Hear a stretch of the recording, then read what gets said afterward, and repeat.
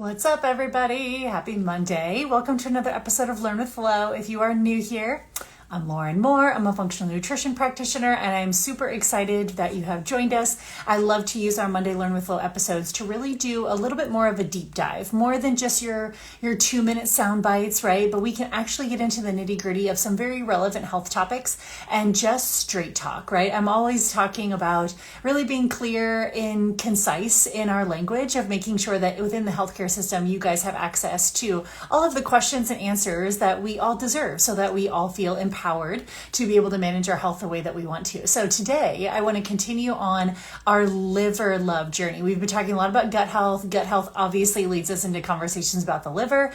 And if you've been following along, we've been doing a lot of nerdy, sciencey conversations around what is definitely one of those buzzwords out there, but detoxification is a process that doesn't just happen in the liver, but it happens in many areas and tissues of our body, and it is governed by nutrients, it's governed by stress, it's governed by gut dysbiosis, it is also even governed by genetics. And not only does liver detoxification show up in our hormones, it shows up in our skin, and it can also show up in our immune system. And so today I want to kind of take some of those conversations that we've laid such a really strong kind of nerdy and sciencey foundation around and talk about something that a lot of people experience every day. They feel it. They may not even though have the words to quite articulate what they're feeling, but they know that something's not right.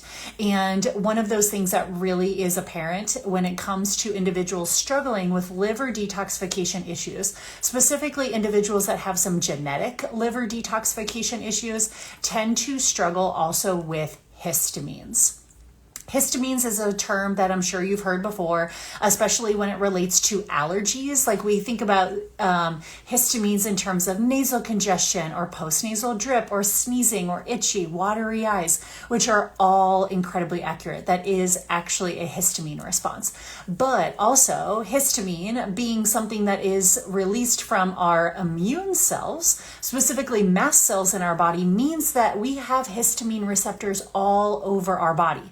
So histamine is not just something that is localized to sinuses and allergies or indoor or outdoor allergies. We have histamine receptors in the brain. We have histamine receptors in the gut. We have histamine receptors in the skin. And so there's lots and lots of different symptoms that can come from overall histamine or histamine intolerance, sometimes you hear about. And I want to outline what those are because I think a lot of times individuals that are struggling with histamine issues, number one, they are more likely to have some of those genetic detox deficiencies that we talked about, and nobody has taught them how to manage those things well.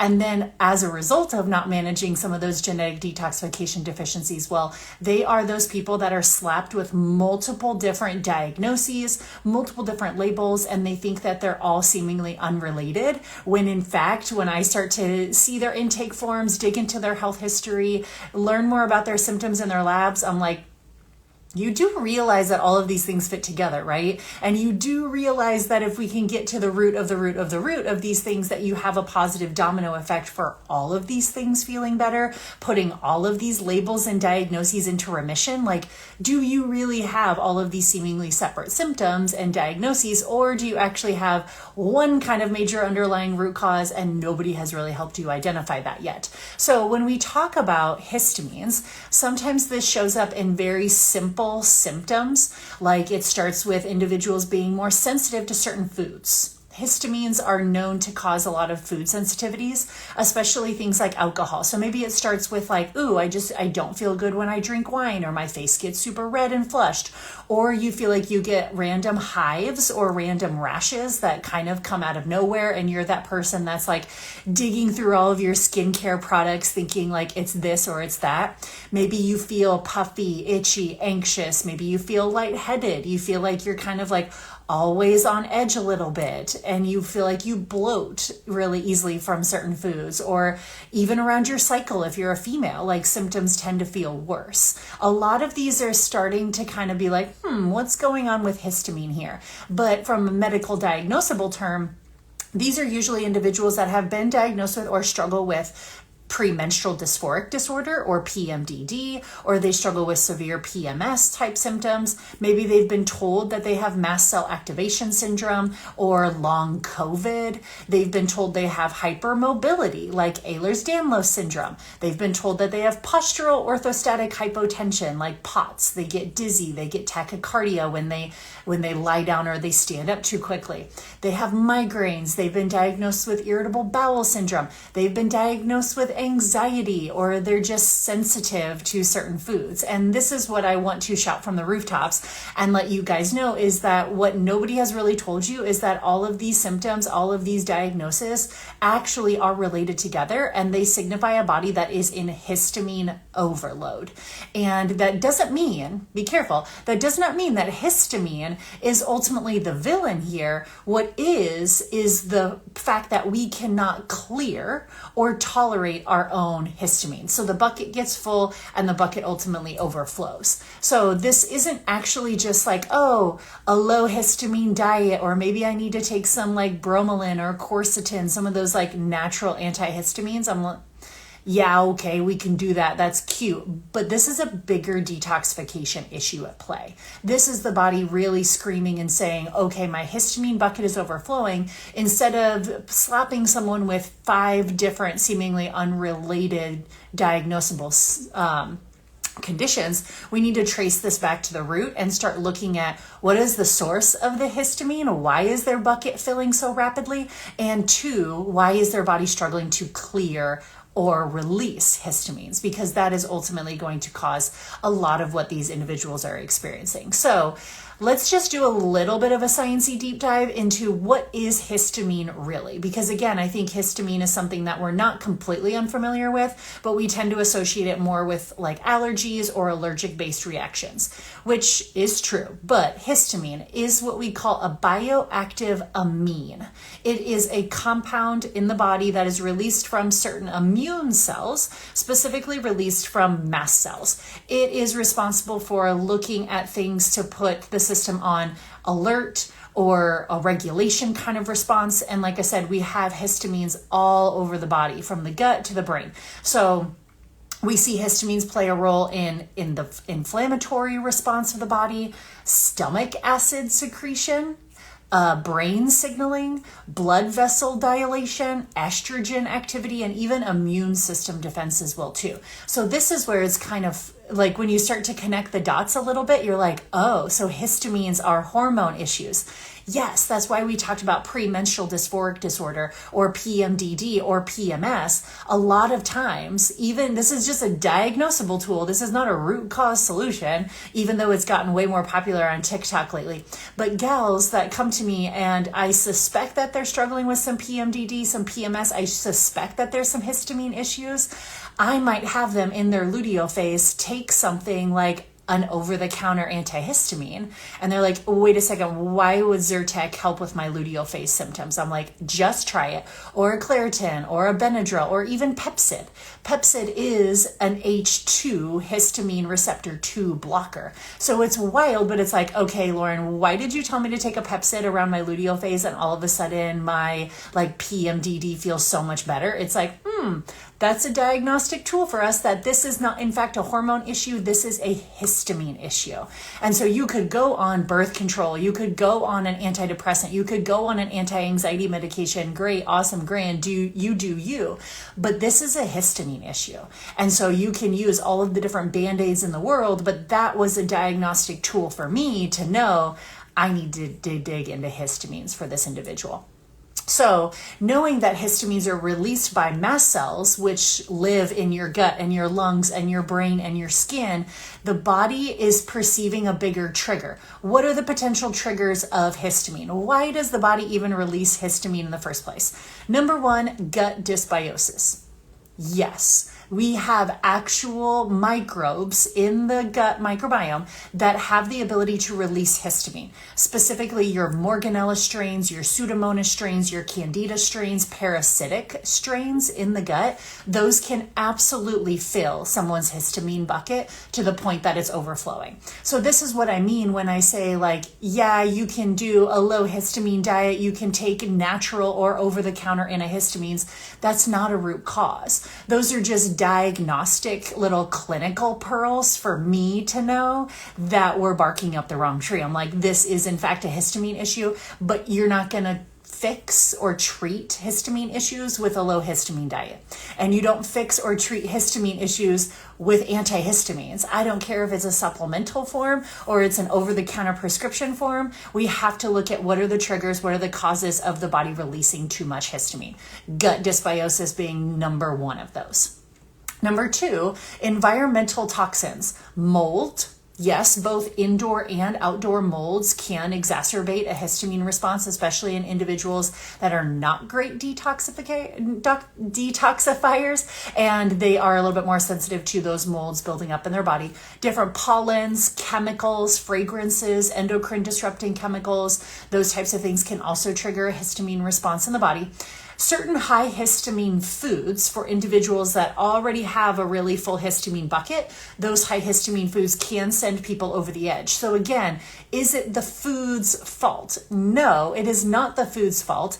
It is our body being unable to digest and tolerate high histamines and be able to clear them out safely. But it is a diagnostic tool for us. So if someone is reacting to certain healthy foods, like they start doing more fermented foods, they start doing more kimchi or more kombucha, or they start doing more bone broth, or they start doing more collagen, and they're like, oh my gosh, like I feel worse doing all of these seemingly healthy foods that everybody else on the internet is like, gut health, collagen, bone broth, fermented foods, and they do those foods and they feel worse.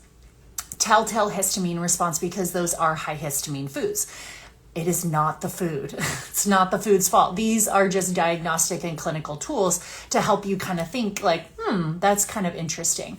Or if you've had, like, you get a migraine, you get upset stomach after aged foods, like a charcuterie board. I would say a charcuterie board is like a histamine's dream, because you have aged meats, aged cheeses, you might have like wine in that scenario. So it's like cheese and wine and aged meats or fermented foods. It's like, that makes me really think histamines, all telltale signs. Now, again, the root cause solution is looking for what is the source of the histamine and also what is preventing that individual from detoxing and clearing their histamines adequately. So histamine is a perfectly healthy response in the body. We absolutely want that in response to allergens and toxins. I want the mast cells to release histamine. That's a good thing, but only if we can use and clear those histamines. It's a use it and a lose it kind of response. When it builds up faster than our body can clear it, that's when those symptoms are going to start to show up, part of that overall histamine response. So we get this, we kind of now understand what histamine is, released from the immune cells, released from mast cells in a perfectly healthy response. But then also the caveat is, why is my body not clearing histamine? So I always talk about this in terms of a bucket. And what I mean by a bucket is, I mean that it kind of comes in from both ends. So we need to look at what potentially is filling the histamine bucket. Is it toxins? Is it gut dysbiosis? Is it certain high histamine foods? But what about the other end of the bucket? We probably also need to create a little bit of a plug that we can pull at the bottom of the bucket so that they can drain histamines more adequately. So now that we understand what histamine is and how the system gets overwhelmed, we have to picture, like I said, every drop that goes into the bucket, but also we have to outpace the bucket filling up from the top with adequate amounts of drainage, or the bucket starts to overflow. What can slow down the drain? There's multiple things that can slow down the drain. So I'm not just going to look at what's filling the histamine bucket, because that's going to get like overwhelming if someone just tries to think foods, right? The foods, or even honestly, like the fragrances and the toxins and all this stuff. It's like, yes, that is true. Those things are going to fill your histamine bucket. But also that sounds like an incredibly stressful way to live if all you're thinking about are the things that potentially fill the histamine bucket. We also have to be equipped with, why is my body not draining histamine? That's kind of my ultimate question. So yes, like we talked about last week, genetic enzyme deficiencies, whether that's DAO enzyme, HNMT, MTHFR, COMT, we talked about this in previous episodes. If you have some of those genetic detoxification deficiencies, you are ultimately going to have a little bit of a backlog then in overall histamine clearance, if you're not aware of it and if you don't know how to counteract it. Your genes are not your destiny. So I do see that pretty frequently in individuals that do have some genetic detox deficiencies and they don't know it and they're not managing it well. Their bucket probably doesn't drain very well.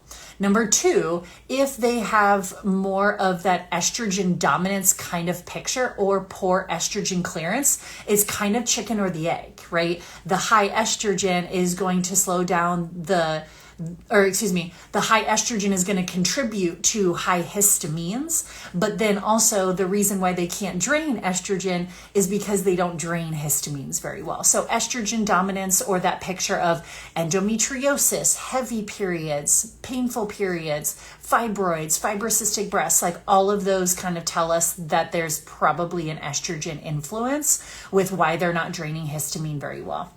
Nutrient deficiencies are a big one. Vitamin C, vitamin B6, copper, zinc, magnesium, all of these are very key for being able to detox properly from a histamine response. If you are constipated, okay, if we're not pooping every day, or if we have poor bile flow, which also contributes to constipation, you're going to struggle with that histamine clearance, because guess where they go when our body tries to detox anything? We pee, poop, and sweat it out. Poop being a major one of those pathways. So if we're not pooping every day, we have poor bile flow, we have nutrient deficiencies, maybe we even have some genetic detoxification deficiencies. On top of that, add in stress, right? Because stress also contributes to slow motility, and stress also depletes us of a lot of those major nutrients as well too. So anytime that our body is stuck in more of that nervous system fight or flight, we're going to struggle a lot more with detoxification in general. So this is exactly what I mean when I say that histamine is not about food. And I get so passionate about out on social media and on the internet. People are becoming more savvy about this histamine response, especially post-COVID, because there's such a strong tie between long COVID, mast cell activation syndrome, some things that people have really struggled with from an autoimmune perspective since either getting COVID or being exposed to it. This is us getting more aware of histamines, which is great, but now we're still really lacking a comprehensive treatment thought process, because I still see people out there demonizing foods. I'm like, guys, it's not the foods. It is your body's response of being unable to clear it. We can talk about the foods, but the foods piece, or even natural antihistamines, it's like people think it's this panacea that they found Pepsid for their PMDD. I'm like, no, that's just a start. That should have just clued you off into being like, this is a histamine thing. I better get to the root cause of why my body is producing so many histamines, because this Pepsid is not going to run its course forever. It's more of a short-term diagnostic tool to buy us some time while we dig into ultimately what are the reasons your histamine bucket is filling up too fast and your histamine bucket isn't draining quickly enough to keep up with it. So understand that, like I said, the trap that I see in both sides of medicine, number one, conventional medicine, let's be real, they're not even making this connection right now between endometriosis, SIBO, IBS, PMS, PMDD, migraines, anxiety, Ehlers-Danlos syndrome, hypermobility, tachycardia, dizziness, like they're treating all of those symptoms separately. Like that's kind of the downfall of more of the conventional medicine system, is they're just not set up for root cause medicine. They're set up for acute emergency care. So they're like, cool, maybe all of those symptoms fit together, but like my job is to spot treat all of those individually. Functional medicine, I'm not going to lie, isn't really doing much better with this one, because they at least recognize that histamine is at the root cause of a lot of these things. But then when I speak to and hear so many functional providers or even patients coming to me who have worked with other functional providers, they're missing the mark. I'm like, okay, there was a common theme or a common thread running under the scenes here of histamine intolerance, no doubt, but they put you on a low histamine diet and they put you on like D-Hist or Hist Reset supplement and like sent you on your way. I'm like, that is not root cause care. That is not how we treat a histamine based cluster of diagnoses or a histamine cluster of symptoms. A low histamine diet, elimination diets are never root cause. It's just not. Doesn't mean we can't use them, but I don't want someone thinking that's how we're treating their condition, because a low histamine diet is not it. Same thing with natural, whether they're pharmaceutical or supplemental antihistamines. I'm like, if that's your thought process of treating a histamine issue, we got leaps and bounds to go, okay? So understand like the difference between like conventional medicine just kind of like not connecting the dots, which is very dismissive and not helpful when they're just trying to spot treat all of these individual diagnoses. But then honestly, functional medicine is really kind of missing the mark as well too, because they're just using more Band-Aid solutions. Whereas with the lowdown methods and with my holistic medicine model, I really try to think about, okay, what is the sources for each individual about what is contributing to the histamine bucket? What's going on in the gut? Do we have some gut dysbiosis? Do we have some of those histamine producers in the gut? Do we have such a strong deficiency dysbiosis that it's contributing to mast cell activation? Like, what's going on in the gut? What is the body struggling to detoxify here? And how can I improve that person's not only exposure to histamines, but also help them learn how to pull the plug on the histamine bucket so that they're draining it much more effectively, even if they have some genetic detoxification deficiencies. So if this sounds like you and you're like, yes, Lauryn, I feel so seen. I've been told I have IBS. I've been told I have anxiety. I know I have migraines. My symptoms are even cyclical. Everything's worse during my luteal phase. I'm sensitive to all these different foods. I feel like I've, been on the verge of getting all of these autoimmune based diagnoses. Look at histamine. Okay. Now, the tough part is this requires, like I said, a little bit more of a functional deep dive than just blood work. You're not going to see a histamine test on blood work, right? Which is, like I said, why conventional medicine really misses this mark.